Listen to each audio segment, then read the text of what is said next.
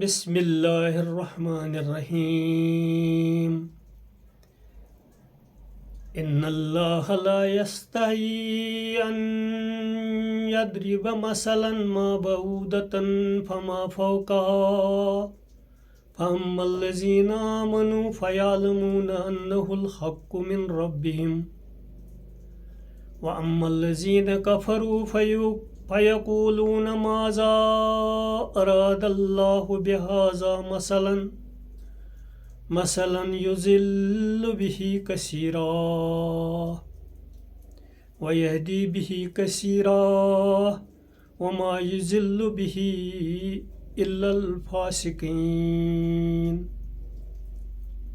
اللہ اس سے نہیں شرماتا کہ بیان کرے مثال مچھر کی یا اس سے بھی کسی چھوٹی چیز کی۔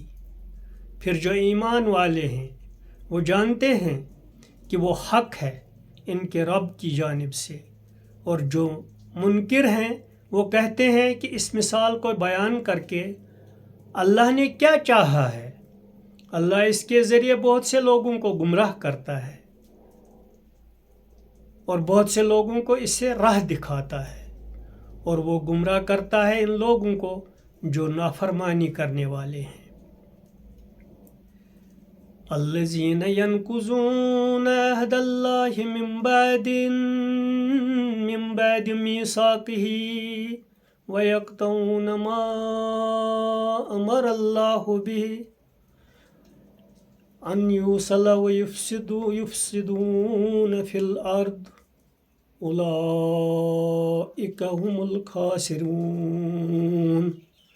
جو اللہ کے عہد کو اس کے باندھنے کے بعد توڑتے ہیں اور اس چیز کو توڑتے ہیں جس کو اللہ نے جوڑنے کا حکم دیا ہے، اور زمین میں بگاڑ پیدا کرتے ہیں، یہی لوگ ہیں نقصان اٹھانے والے۔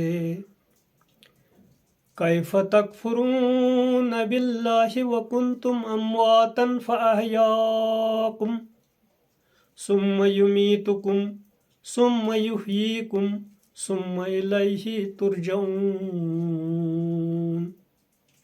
تم کس طرح اللہ کا انکار کرتے ہو حالانکہ تم بے جان تھے، تو اس نے تم کو زندگی عطا کی، پھر وہ تم کو موت دے دے گا، پھر زندہ کرے گا، پھر تم اسی کی طرف لوٹائے جاؤ گے۔ هو الذی خلق لکم ما فی الارض جمیعا ثم استوى الی السماء فسواہن سبع سماوات وهو بكل شیء علیم۔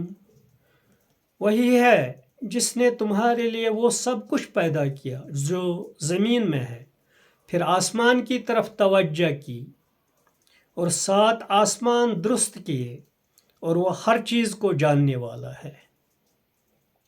ان آیات کریمہ کی کمنٹری یعنی تفسیر اس طرح ہے، کسی بندہ کے اوپر اللہ کا سب سے پہلا حق یہ ہے کہ وہ ابدیت کے اس عہد کو نبھائے جو پیدا کرنے والے اور پیدا کیے جانے والے کے درمیان اول روز سے قائم ہو چکا ہے۔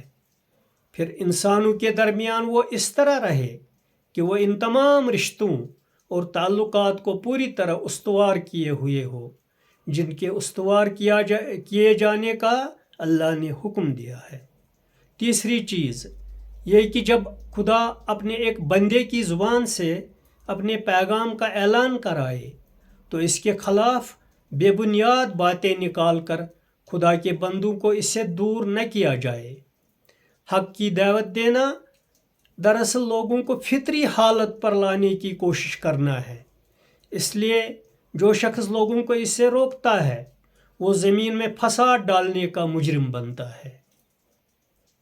اللہ کا یہ احسان کہ وہ آدمی کو عدم سے وجود میں لے آیا، اتنا بڑا احسان ہے کہ آدمی کو ہمتاً اس کے آگے بجھ جانا چاہیے۔ پھر اللہ نے انسان کو پیدا کر کے یوں ہی چھوڑ نہیں دیا، بلکہ اس کو رہنے کے لیے ایک ایسی زمین دی جو اس کے لیے انتہائی طور پر मुवाफिक ढंग से बनाई गई थी। फिर बात सिर्फ इतनी ही नहीं है बल्कि इससे भी बहुत आगे की है। इंसान हर वक्त इस नाजुक इम्कान के किनारे खड़ा हुआ है कि इसकी मौत आ जाए और अचानक वो मालिक कायनात के सामने हिसाब किताब के लिए पेश कर दिया जाए। इन बातों का तकाजा है कि आदमी हमतन अल्लाह का हो जाए, इसकी याद, इसकी इताअत में ज़िंदगी गुजारे, सारी उम्र वो इसका बंदा बना रहे। पैगम्बराना दावत के इंतहाई वाज़ह और मुदल्लल होने के बावजूद क्यों बहुत से लोग इसको कबूल नहीं कर पाते? इसकी सबसे बड़ी वजह शोशा या गैर मुतल्लिक, जिसे इंग्लिश में इर्रेलेवेंट की बात निकालने का फितना कहते हैं। आदमी के अंदर नसीहत पकड़ने का जहन न हो तो वो किसी बात को संजीदगी के साथ नहीं लेता।